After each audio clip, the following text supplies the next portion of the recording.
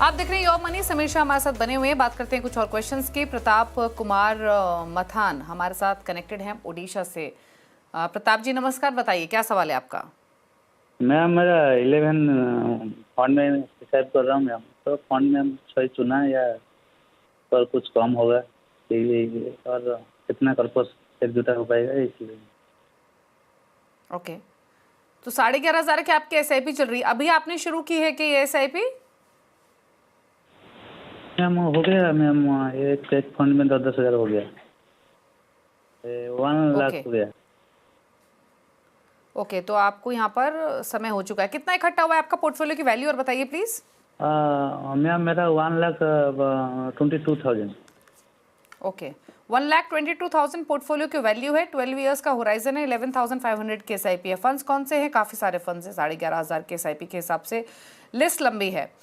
बंधन small cap, Edelweiss mid cap, Nippon India large cap, Motilal Oswal large and mid cap, Motilal Oswal gold and silver ETF funds of funds, White Oak Capital multi asset, ICICI Pru Value Discovery और SBI Contra. 8 funds में तो ये 1000 each डाल रहे हैं। 3 funds हैं जिसमें HDFC flexi cap में 1500, कोटक मल्टी कैप में 1500 और SBI लॉन्ग टर्म इक्विटी में 500। बताइए सजेशन समीर आपके। प्रताप जी, हमने आपका पोर्टफोलियो जो स्टडी किया उसके ऑब्जर्वेशन आपके साथ शेयर करता हूँ।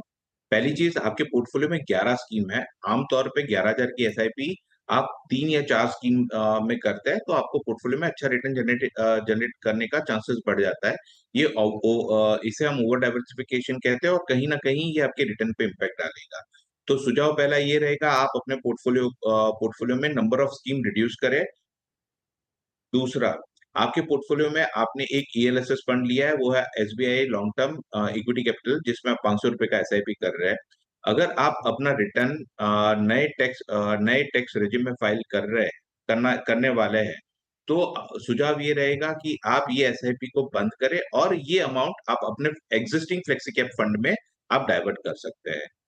दूसरा, आपके पोर्टफोलियो में मल्टी कैप और फ्लेक्सी कैप फंड दोनों है। सुझाव ये रहेगा कि आपके पास अभी 11 स्कीम है, उसको रिड्यूस करने के लिए दोनों का थीम ऑलमोस्ट सेम रहता है। ये सिर्फ मल्टी कैप में प्री डिफाइंड क्राइटेरिया होता है, लार्ज कैप में कितना, मिड कैप में कितना और स्मॉल कैप में कितना कितना परसेंटेज इन्वेस्ट रहेगा।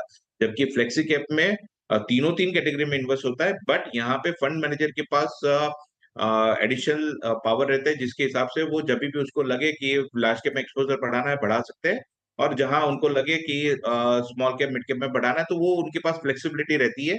सो यहाँ पे सुझाव ये रहेगा कि आप दो में से एक ही रखें, दो दो फंड रखने की जरूरत नहीं है। सो ये था आपके पोर्टफोलियो को लेके आप ऑब्जर्वेशन। अब हम बात करते हैं, आप जो अभी 11,500 का आप SIP कर रहे हैं और अगर ये 12% से एन्युअली आपको अगर रिटर्न जनरेट करती है तो अगले 10 साल में आपके पास करीबन 38 लाख रुपीस जितना फंड इकट्ठा हो जाएगा।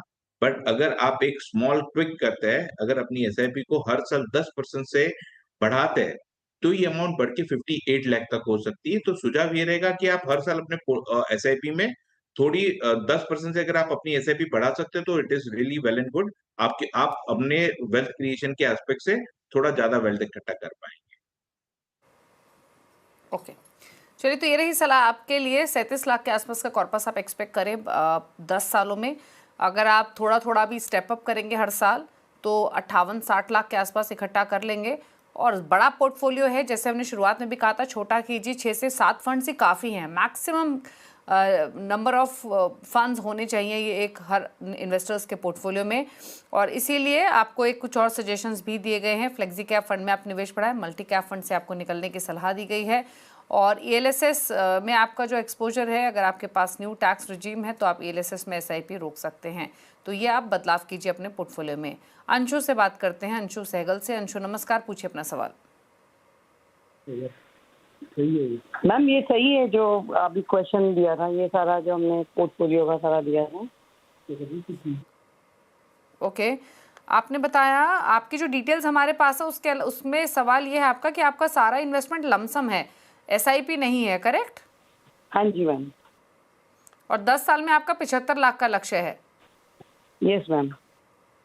तो ये जो आपने लमसम पैसा लगाया हुआ है अंशु जी, ये अभी लगाया है या इसको समय हो चुका है? अगर समय हुआ है तो 13 लाख का ये वैल्यू कितना है अभी? मैम नवंबर दिसंबर में इन्वेस्ट किया था। तो अभी तो सेम ही हो गया आपकी वैल्यू, इसका मतलब। मैम अभी नीचे है। ओके, पूछ लेते हैं। तो 13 लाख का लमसम इन्वेस्टमेंट इन्होंने किया और यहाँ आपके पास 75 लाख का आपका लक्ष्य है 10 साल में। कौन कौन से फंड्स हैं? निपॉन इंडिया ग्रोथ फंड 2,90,000 डाले हुए हैं, मोतीलाल ओसवाल मिड कैप में 2,32,000, कोटक स्मॉल कैप में 2,95,000, टाटा निफ्टी मिड 150 मोमेंटम में 2,67,000, पराग पारिक फ्लेक्सी कैप में 1,25,000, यूटीआई निफ्टी 50 इंडेक्स फंड में 60,000। बताइए सजेशंस। तो अंशु जी, पहले आपका क्वेश्चन था आपको 75 लाख रुपीस अगले 10 साल में इकट्ठा करना है।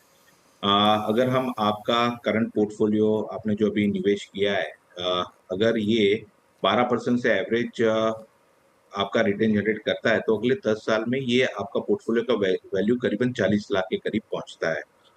आपने अपने लिए टारगेट 75 लाख इकट्ठा करने का रखा है अगले 10 साल में। तो सुझाव ये रहेगा, आप अगर इसके साथ साथ 15,000 रुपए की SIP जोड़ते हैं तो आप अपने लक्ष्य को आराम से हासिल कर पाएंगे। अब आते हैं हम आपके पोर्टफोलियो पे। पोर्टफोलियो में स्कीम्स काफी अच्छी सिलेक्ट करी है, बट दो चीज है जो अंशु जी हम आपके बारे में आपके सवाल से नहीं जान रहे थे। अगर आप अग्रेसिव इन्वेस्टर है तब जाके आप मोमेंटम जो इंडेक्स फंड रखा है उसमें बने रहे। अगर आप अग्रेसिव इन्वेस्टर नहीं है तो पहला सुझाव ये रहेगा कि आप ये फंड को 1 साल कंप्लीट होने के बाद इसमें से फ्लेक्सी कैप फंड में मूव करें। ये फ्लेक्सी कैप फंड आप या लार्ज कैप फंड में मूव करने से आपके पोर्टफोलियो में स्टेबिलिटी आएगी, राइट। और ये हाई रिस्क कैटेगरी में कंसिडर किया जाता है। सो इसको हो सके तब तक अपने पोर्टफोलियो में, जब तक आप अग्रेसिव इन्वेस्टर नहीं हो तब तक ना रखे तो अच्छा। दूसरा, आप यहाँ से 10 साल के लिए निवेशित रहना चाहते हैं। आपके पोर्टफोलियो में यूटीआई निफ्टी 50 इंडेक्स फंड रखा है, राइट। यहाँ पे सुझाव ये रहेगा, ये पैसिव मैनेज फंड रहता है। उसकी जगह आप एक्टिव फंड मैनेजमेंट में, ये लार्ज कैप फंड है, लार्ज कैप स्टॉक्स में इन्वेस्ट करता है। सुझाव ये रहेगा, इसमें से निकल के आप निपॉन इंडिया का लार्ज कैप फंड ले सकते हैं या ऐसे प्रूडेंशियल ब्लू चिप फंड में इसको स्विच करें तो बेहतर रिटर्न जनरेट करने की उम्मीद बनी रहेगी। यहाँ पे हमने आमतौर पे देखा है active versus passive. Active fund आमतौर पे पैसिव के कंपेयर में 1.5 से 2% रिटर्न ज्यादा जनरेट करता है। सो ये चीज ध्यान में रखते हुए आप लॉन्ग टर्म निवेशक है तो इनिशियल ईयर्स में ये आप पैसिव से फंड से एक्टिव में जाए। जैसे जैसे आपका आप अपने गोल के करीब आए, यानी आज से 8 साल बाद आप इसमें इंडेक्स फंड, ETF ये सब जोड़े ताकि आपके पोर्टफोलियो में स्टेबिलिटी बने। ओके, तो ये रहे सजेशंस आपके पोर्टफोलियो को लेकर। पहली बात, आपके एग्जिस्टिंग फंड्स में से आपको एक सलाह है Tata Nifty mid cap 150 momentum से निकलने की। फ्लेक्सी कैप आप एक ऐड कर सकते हैं। कोई नेम सजेस्ट करेंगे क्या फ्लेक्सी कैप में? काफ़ी सारे फंड्स हैं, बट कोई प्रिफर्ड चॉइस हो अगर आपकी, समीर? इनके सुझाव ये रहेगा, HDFC का फ्लेक्सी कैप अपने पोर्टफोलियो में रखिए। इनके पास ऑलरेडी पराग पारिक फ्लेक्सी कैप फंड है। अगर नया फंड नहीं जोड़ना चाहते हैं तो पराग पारिक फ्लेक्सी कैप में ट्रांसफर कर सकते, इसको मर्ज कर सकते हैं, या HDFC फ्लेक्सी कैप एडिशनली एक स्कीम जोड़ सकते हैं। ओके, चलिए, तो आपको नेम्स भी सजेस्ट किए गए हैं, सलाह आपको दी गई है। रही बात आपके गोल की, 40 लाख का राशि आप इकट्ठा कर पाएंगे एग्जिस्टिंग पोर्टफोलियो से। 75 लाख का गोल हासिल करना है तो थोड़ा SIP भी कीजिए हर महीने। कोशिश करके 15,000 के एटलीस्ट SIP लगेगी, बट इतना नहीं, जितना भी पॉकेट अलाउ करे उतनी SIP आप स्टार्ट करें।